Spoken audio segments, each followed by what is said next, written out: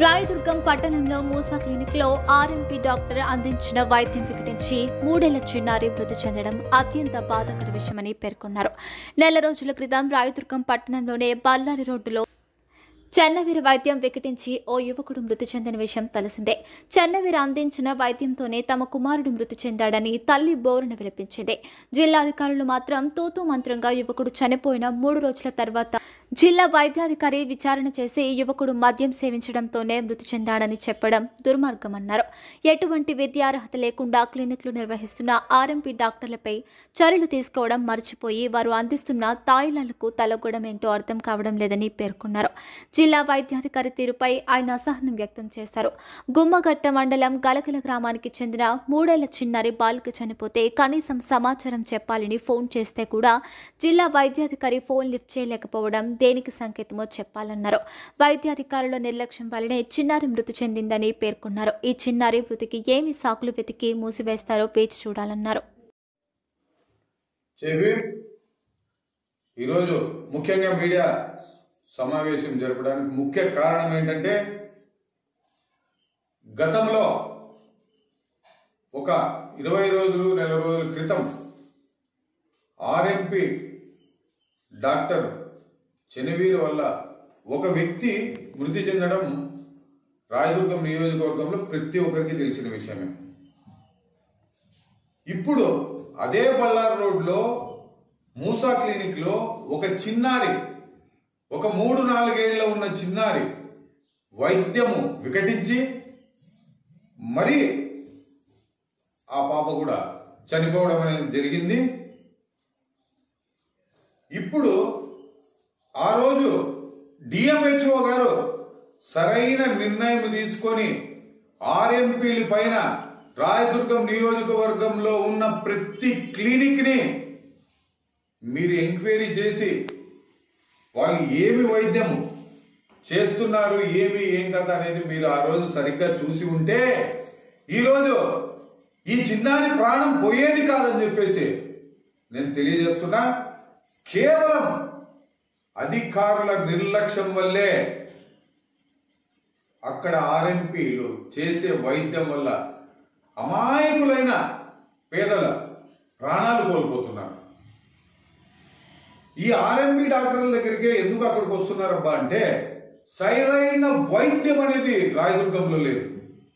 Government hospitals ఉన్నాయి, అక్కడున్న బాధితులు మీరు ఎందుకు గవర్నమెంట్ హాస్పిటల్ వదిలి ఇట్లా ఆర్ఎంపీల దగ్గరికి వస్తున్నారని వాళ్ళని అడిగితే వాళ్ళు ఒక్కటే మాట చెప్తారు, అక్కడ నిర్లక్ష్యం, సరిగ్గా పట్టించుకోరు, సరిగ్గా చూడరు, సరిగ్గా వైద్య సదుపాయాలు లేవు. అక్కడున్న డాక్టర్లు అడిగినా కూడా ఇదే పాటే చెప్తారు. డిఎంహెచ్ఓ గారు కానీ ఇదే ఉమ్మడి జిల్లాకి సంబంధించిన ఆరోగ్య శాఖ మంత్రివర్యులు మన ఉమ్మడి జిల్లాలోనే ఉన్నాడు. అయినా దీనిపైన ఎటువంటి చర్యలు లేవు.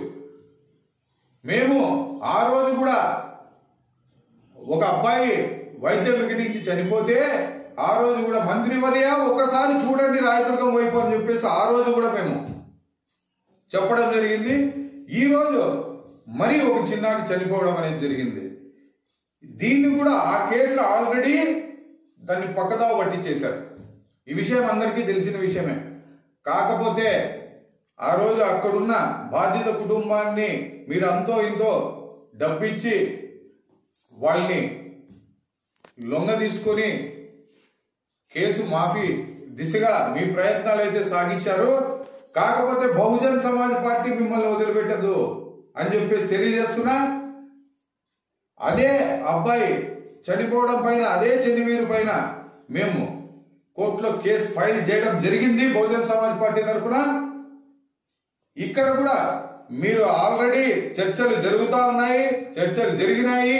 ఈ కుటుంబానికి కూడా తులమో పొలమో ఇచ్చేసి కేసులు మాఫీ చేసుకోవాలని చెప్పేసి ప్రయత్నాలు చేస్తున్నారనేది కూడా నాకు తెలిసిన విషయమే. మీరు ఇలా మీరు చేసే పని మీరు చేయండి, నేను చేసే పని నేను చేస్తా. మీరు డబ్బు ఉందని చెప్పేసి డబ్బు ఇచ్చి ప్రాణాలను కొనే పరిస్థితి ఈరోజు రాయదుర్గంలో జరుగుతోంది. మీరు డబ్బులు ఉన్నాయి, ఎవరినైనా వైద్యం రాని వైద్యం చేసి చంపాలని చూసినా వాళ్ళు చనిపోయినా బహుజన్ సమాజ్ పార్టీ మిమ్మల్ని వదిలిపెట్టదు. ఖచ్చితంగా కోర్టును ఆశ్రయిస్తాం. అధికారులు పనిచేయకపోతే కోర్టును ఖచ్చితంగా ఆశ్రయిస్తాం. కోర్టు ద్వారా ఎంక్వైరీని వేయిస్తాం. కోర్టు ద్వారా ఎంక్వైరీ జరిగి బాధితులకి న్యాయం జరిగేలా చూస్తాం. ఇలాంటి సగం సగం తెలిసిన డాక్టర్లకి సరైన శిక్ష పడేంత వరకు కూడా బహుజన్ సమాజ్ పార్టీ వదిలిపెట్టదు. ఇప్పుడు అక్కడున్న అధికార పార్టీ నాయకులు అయితేనేంటి, మరి ఇతరులు అయితేనేంటి, వైద్యాన్ని సరిగ్గా అందుబాటులోకి రాయదుర్గంలో తీసుకొని వస్తే ఈ పరిస్థితి ఉండదని చెప్పేసి నేను తెలియజేస్తున్నా. మంత్రివర్యులకి, కూటమి ప్రభుత్వానికి ఒకటే చెప్తున్నా, రాయదుర్గంలో సరైన వైద్యం లేదు. ఆ వైద్యాన్ని మీరు కల్పిస్తే ఇలాంటి చావులు ఉండవు, ఇలాంటి ఆర్ఎంపీల దగ్గరికి పోరు. డిఎంహెచ్ఓ గారికి పదే పదే చెప్తున్నా, రాత్రి 2 సార్లు కాల్ చేశాం మేము, మీరు లిఫ్ట్ చేయలే. సరే బిజీగా ఉంటారు, మీరు జిల్లా అధికారి కాబట్టి బిజీగా ఉండొచ్చు, కాకపోతే మెసేజ్ కూడా పెట్టాం, మేడం మేము సో ఈ విధంగా జరిగింది అని మెసేజ్ పెడితే కూడా ఆ మెసేజ్ కూడా ఇంతవరకు రిప్లై లేదు. అంటే మేము ఏమనుకోనాలా? అంటే మీకు అక్కడ జరిగిండేది ఏంటి, ఏం కదా అని చెప్పేసి కనుక్కొని తీరిక కూడా లేదు. ఆర్ఎంపీలు ఇచ్చే తైలానికి వీళ్ళు అడాక్ట్ అయి అక్కడున్న పేద ప్రజలకు తీరని అన్యాయం చేస్తున్నారని చెప్పేసి తెలియజేస్తున్నాం.